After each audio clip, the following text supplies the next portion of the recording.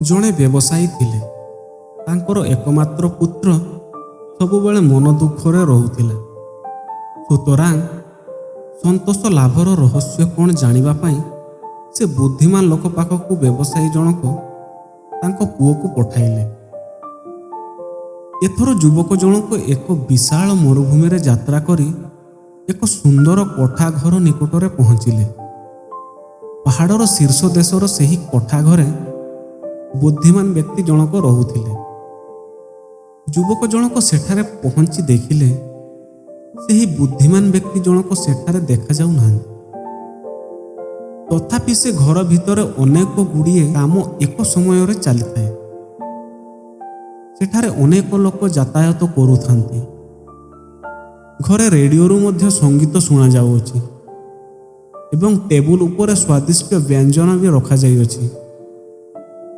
ବ୍ୟବସାୟୀଙ୍କ ପୁଅ ଦେଖିଲା ସେଠାରେ ଜଣେ ବ୍ୟକ୍ତି ବସି ସମସ୍ତଙ୍କର ସମସ୍ୟା ଶୁଣୁଛନ୍ତି ଓ ପରାମର୍ଶ ବି ଦେଉଛନ୍ତି। ଏବେ ଯୁବକଟି ଭାବିଲା ସେହି ବ୍ୟକ୍ତିଟି ହିଁ ବୁଦ୍ଧିମାନ ବ୍ୟକ୍ତି ହୋଇଥିବେ। ଏହା ଭାବି ସେ ଲୋକଙ୍କ ଧାଡ଼ିରେ ଠିଆ ହୋଇଗଲା ଓ ତାର ପାଳି 2 ଘଣ୍ଟା ପରେ ପଡ଼ିଲା। ବୁଦ୍ଧିମାନ ବ୍ୟକ୍ତି ଜଣକ ଯୁବକଙ୍କ ଠାରୁ ସବୁ କଥା ଶୁଣି ସାରିଲା ପରେ କହିଲେ, ଯୁବକ, ତୁମକୁ ଆନନ୍ଦର ରହସ୍ୟ କ'ଣ କହିବା ପାଇଁ ମୋ ପାଖରେ ସମୟ ନାହିଁ। ତୁମେ ମୋର ଏହି ମହଲରେ ବୁଲି 2 ଘଣ୍ଟାରେ ଫେରି ଆସିବ ଓ ସେହି ସମୟରେ ଗୋଟିଏ କାମ କରିବାକୁ ହେବ। ସେହି କାମଟି ହେଲା, ତୁମେ ବୁଲିଲା ବେଳେ ଗୋଟିଏ ଚାମଚରେ ତେଲ ପୂର୍ଣ୍ଣ କରି ହାତରେ ଅତି ଯତ୍ନରେ ଧରିବ, ଯେପରି ଟୋପାଏ ତେଲ ତଳେ ଢଳି ନଯାଏ। ଏବେ ବ୍ୟବସାୟୀଙ୍କ ପୁଅ ଚାମଚରେ ତେଲ ଧରି ବୁଲିବାକୁ ବାହାରିଲେ।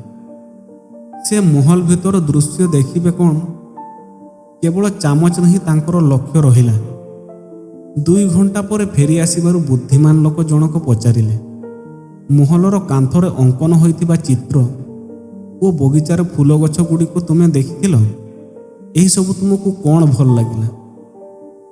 ଯୁବକଟି ଲଜ୍ଜିତ ହୋଇ କହିଲା, ଆଜ୍ଞା, ଏହିସବୁ କିଛି ଦେଖିନାହିଁ। ମୋର ଧ୍ୟାନ ତେଲ ଚାମଚ ଉପରେ ଥିଲା।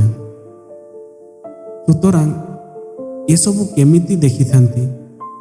ଏଥର ବୁଦ୍ଧିମାନ ବ୍ୟକ୍ତିଟି କହିଲେ, ଏବେ ପୁଣି ଥରେ ଯାଅ, ସେସବୁ ଜିନିଷ ଦେଖି ଆସ। ଯୁବକଟି ପୁଣି ଯାଇ ସବୁ ଦେଖି ଆସି ବୁଦ୍ଧିମାନ ଲୋକ ଆଗରେ ଅତି ସୁନ୍ଦର ଭାବରେ ବଖାଣି ଦେଲା। ତାପରେ ବୁଦ୍ଧିମାନ ବ୍ୟକ୍ତି କହିଲେ, ମାତ୍ର ମୁଁ ତୁମକୁ ଚାମଚରେ ତେଲ ଦେଇଥିଲି, ତାହା କୁଆଡ଼େ ଗଲା? ସେତେବେଳକୁ ଯୁବକ ହାତରେ ଖାଲି ଚାମଚଟିଏ ଥିଲା। ସୌନ୍ଦର୍ଯ୍ୟ ଉପଭୋଗ କରୁ କରୁ ତେଲ କୁଆଡ଼େ ଢାଳି ହୋଇଯାଇଛି। ଏଥର ବୁଦ୍ଧିମାନ ବ୍ୟକ୍ତି କହିଲେ, ଏବେ ସନ୍ତୋଷ ଲାଭର ରହସ୍ୟ ଶୁଣ।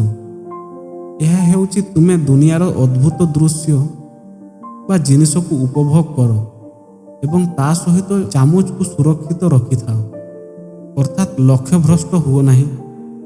ସୌନ୍ଦର୍ଯ୍ୟ ଉପଭୋଗ କରୁ କରୁ ଲକ୍ଷ୍ୟଭ୍ରଷ୍ଟ ହୋଇଗଲେ ତୁମେ କୌଣସି କାର୍ଯ୍ୟରେ ସଫଳ ହାସଲ କରିପାରିବ ନାହିଁ। ମଣିଷ ଜୀବନ ଫଳତଃ ନିରର୍ଥକ ହୋଇଯିବ।